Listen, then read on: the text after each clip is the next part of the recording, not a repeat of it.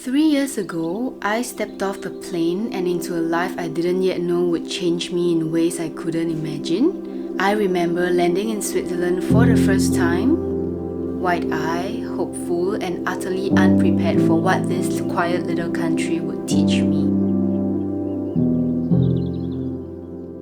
And yet, here I am 3 years later, and I can honestly say that Switzerland has changed me forever. Not in the culture shock kind of way, but in the quiet, subtle ways that sneak up on you. In the habits, values, and life principles that slowly rewired the way I see the world and how I live in it. This is how life here has slowly and deeply changed me.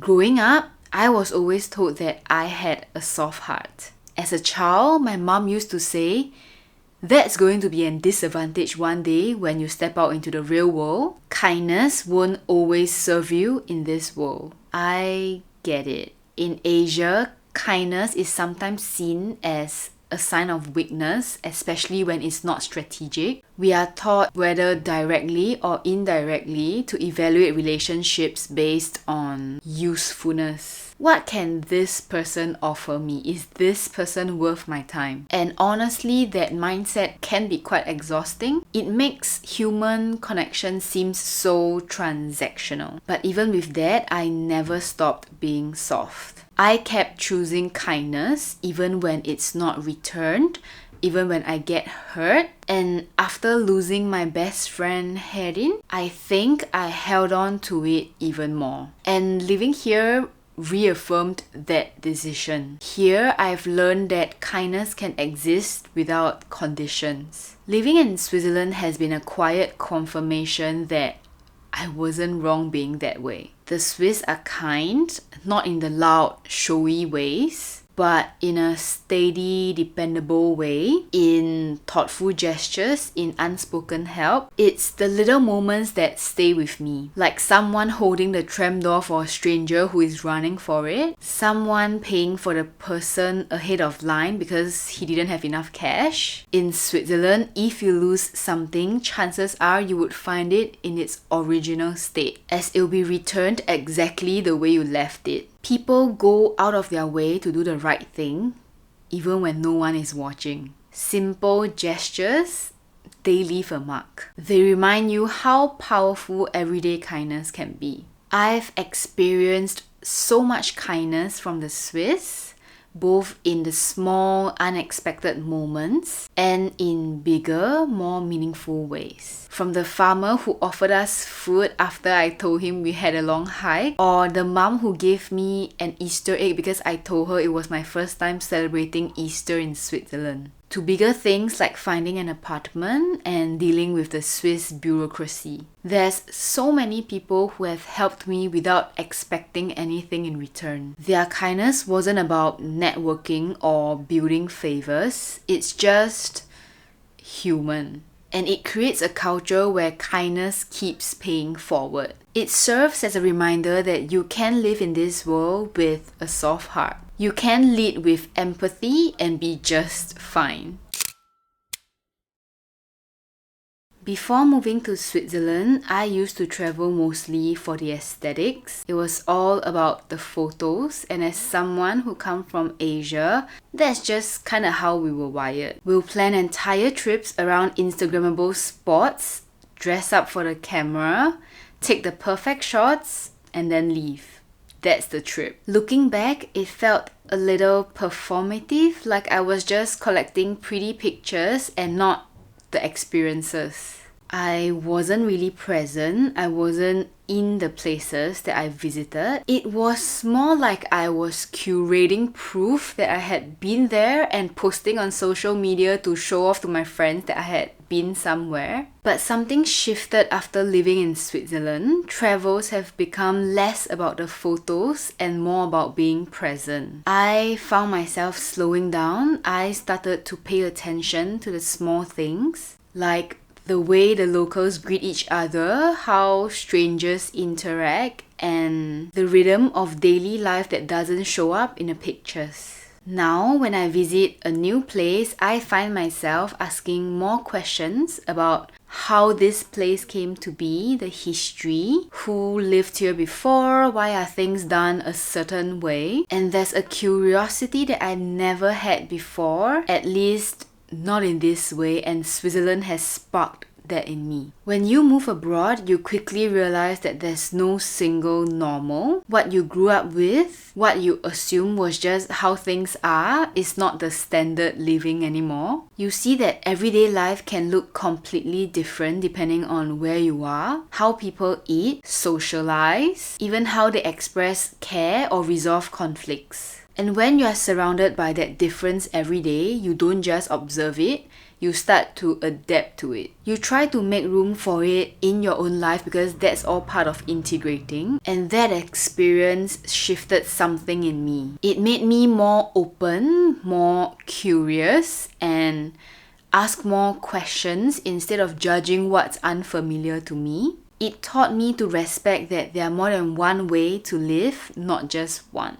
And once you have seen that, really felt that, it changes the way you look at the world permanently. You are no longer passing through, you are paying attention, you are learning, you are not just looking for beauty, but you are looking for meaning. Living in Switzerland is what opened that door for me. And the interesting part is that I never really noticed this shift in myself until I went back to Singapore last year. We took a family trip to Bali. We went to none of the touristy places.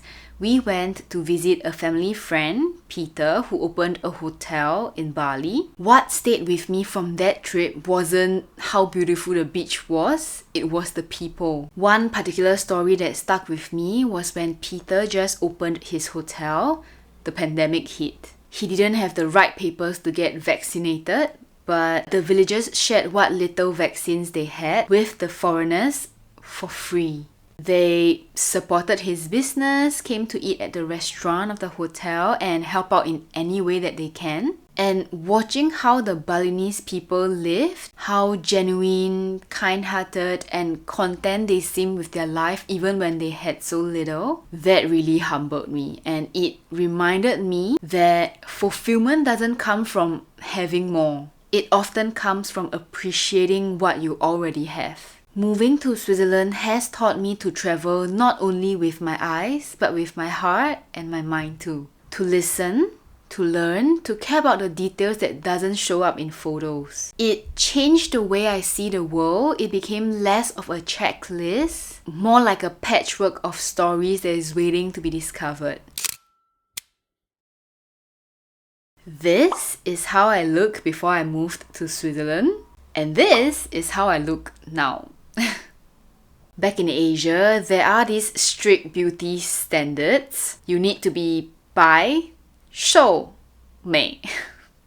The pretty privilege is so real that you are constantly pressured to look a certain way. If I ate a little bit more and got a little bit chubbier, people would point that out and tell me to lose weight. But in Switzerland, there's just no such pressure. Since moving here, I have stopped obsessing over numbers on a scale. Instead, I just focus on eating clean, healthy, and just being comfortable in my own skin. A full circle moment for me was growing up, I never really embraced my natural features. I have curly hair just like my mum. I think she always saw curls as messy. So when I was 12, she brought me to the salon to have my hair straightened out, and ever since then, I have been straightening my hair every 6 months, convinced that my curls were ugly and unkempt. It wasn't until I moved to Switzerland that I stopped straightening my hair, and for the first time, I actually fell in love with my curls, and now I wear them proudly. I have also stopped wearing coloured lenses, mainly because it really isn't a thing here, like everybody has such beautiful eye colours, and there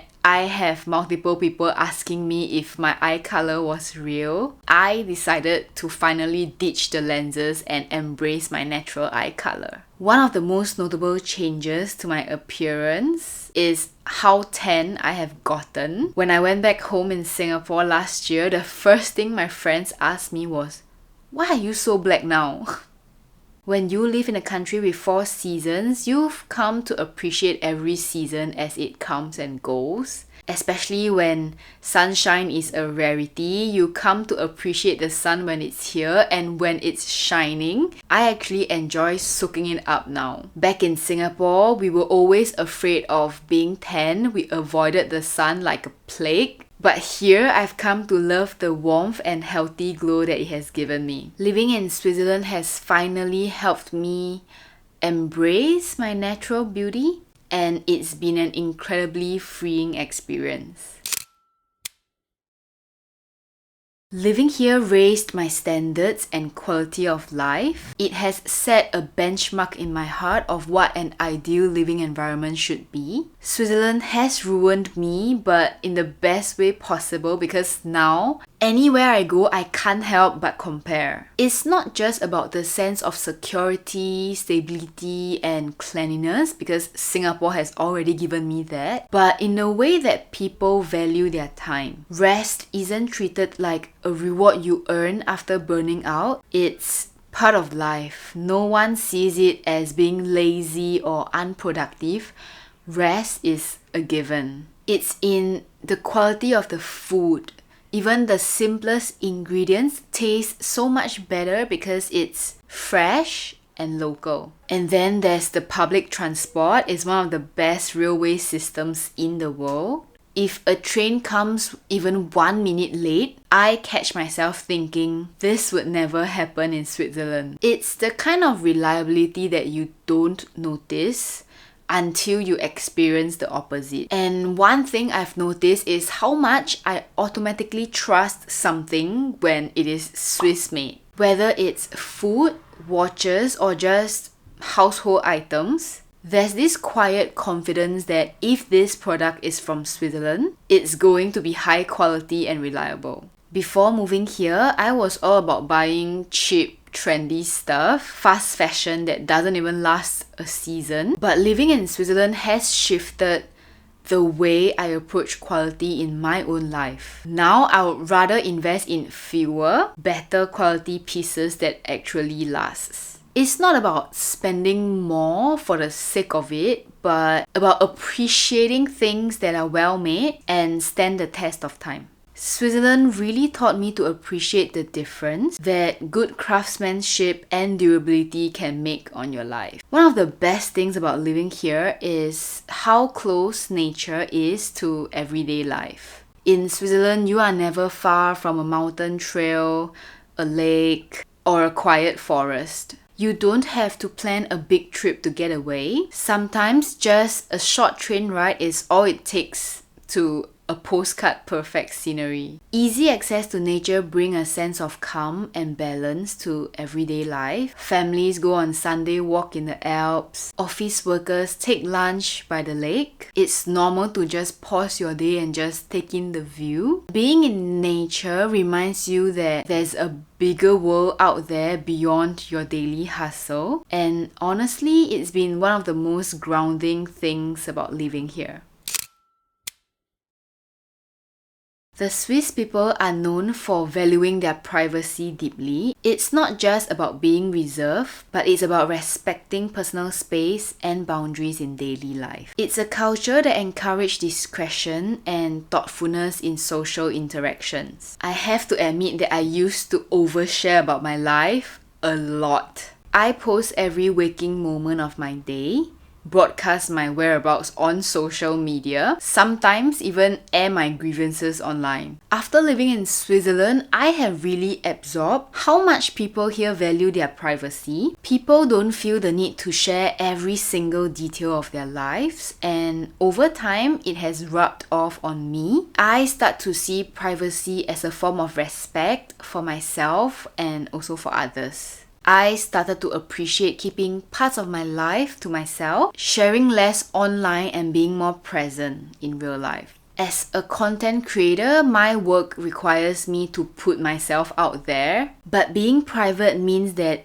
even though it seems like I'm sharing regularly on social media, most people still don't know what I'm doing or actually where I'm at. I never post in real time, so no one knows about my exact whereabouts at any given moment. Last year, I spent 3 months back home in Singapore, and people still thought that I was in Switzerland because of all of my curated posts. Someone even left a comment saying, "Hey, I think I saw you at Migros just now." And I'm like, haha, there's no way because I'm in Singapore. And I always couldn't help but smile when I see these comments because I kind of relish the fact that people can only see what I choose to show them, and now I enjoy the freedom that comes with privacy. I've grown to prefer sharing updates in person, face to face, where it feels more genuine and intentional. It makes my relationships feel more meaningful because when I do open up or share something, it's on my terms and with people that I trust. There's something freeing about not having everyone know what I'm doing at any moment. And honestly, I love that. Living in Switzerland taught me that there's a quiet kind of joy of keeping parts of your life to yourself. So yeah, 3 years in, Switzerland not only changed the way I live, it changed the way I see, I feel, and move through this world. Not in dramatic overnight ways, but in small lasting shifts that I carry with me every day. And now I wouldn't trade who I've become for anything. So, this is where I leave you. Take care and I'll see you in my next video. Bye!